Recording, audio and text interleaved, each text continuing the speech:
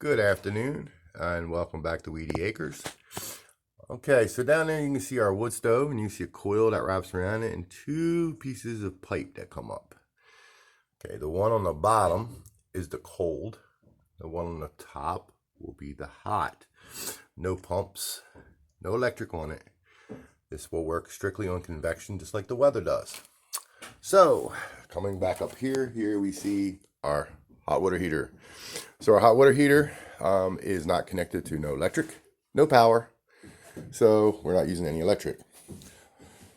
We have a cold line right here.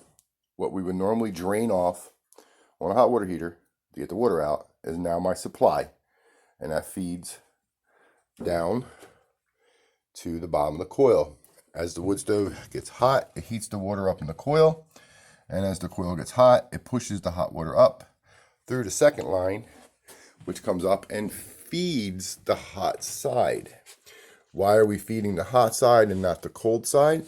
Because the cold side of a hot water heater has a tube that runs all the way down to the bottom to put the cold water at the bottom. So we are trying to put hot water at the top, so we are coming in here, which has a little tube that dies off down in here. So we have our inlet line coming in here. We have, as you can see, we're still connected to garden hoses. That will change as we get fixtures put in, and I'll eventually start plumbing everything in. But for now, it will work. We have our shutoff valve that comes into here. We have our cold water supply for the house, which will be changed over to a fitting, and our cold water supply that comes into the hot water heater.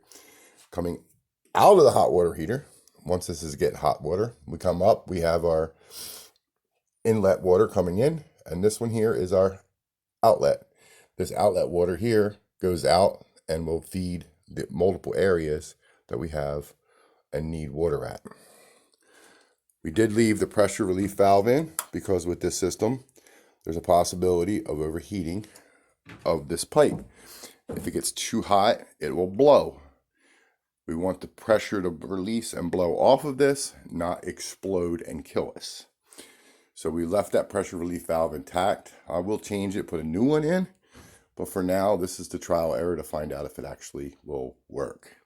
We believe that it will based on everything we've seen and how everything works.